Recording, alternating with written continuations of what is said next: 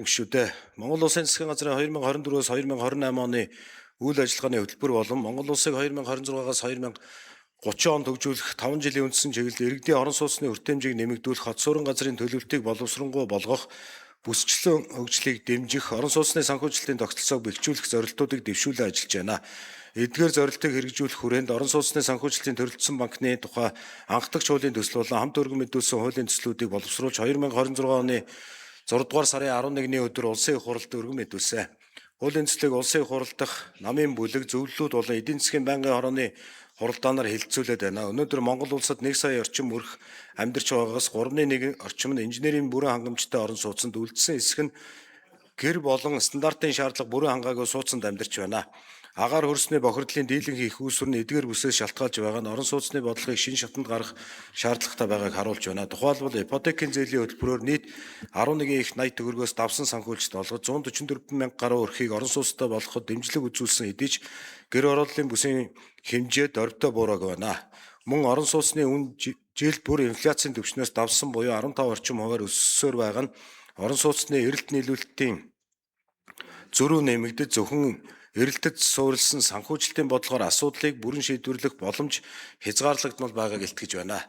Орон сууцны ипотекийн зээлийн хөтөлбөр 2013 онд эхэлснээс хойш нийт олгогдсон санхүүжилтийн 24 орчим хувь буюу 2.6 их 80 төгрөгийн зээл хөдөө орон нутагт олгогдсон байна.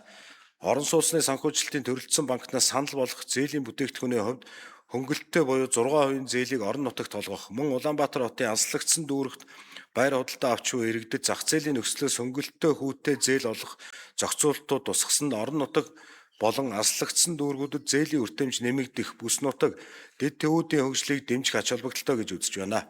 Өнгөрсөн жилүүдэд жил бүр 19 мянга орчим шинэ ипотекийн зээлийн өсөлт арилжааны банкудад ирж байна. Гэвч дунджаар 9.5 мянган өсөлтийг шийдвэрлэж байгаа бөгөөд өнөөдрийн байдлаар 47 гаруй мянган өрхийн хүсэлт хуримтлагдаж 6.7 их 80 төгрөгийн санхүүжилтийн хэрэгцээ үүсэт байна. Засгийн газраас ипотекийн зээлийн тогтолцоог сайжруулах чиглэлээр Дэлхийн банктай 2023 оноос хойш хамтран ажиллаж байгаа бөгөөд Монгол улсын орон сууцны бодлогыг шинжлэх ажлын хүрээнд орон сууцны санхүүжилт, татаас болон институцийн тогтолцоонд цогц шинжилэх хийх шаардлагатайг онцлсон.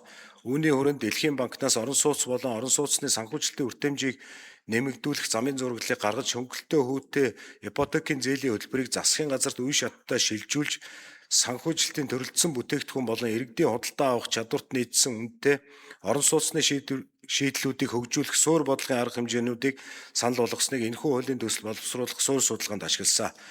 Хуулийн төсөл батлагдсанаар төрөөс хэд хамааралтай санхүүжилтийн тогтолцооноос зах зээлийн зарчимд суурилсан тогтолцоо шилжинэ. Орон сууцны зээлийн хүртээмж нэмэгдэнэ. Төрийн санхүүгийн ачаал буурна. Хөрөнгийн зах зээл хөгжиж санхүүжилт нэмэгдэнэ. Иймд орон сууцны санхүүжилтийн төрөлцсөн банкны тухай анх дахь хуулийн төслийг хэлтсэн дэмжиж өгөхийг та бүхнээс хүсье. Баярлалаа.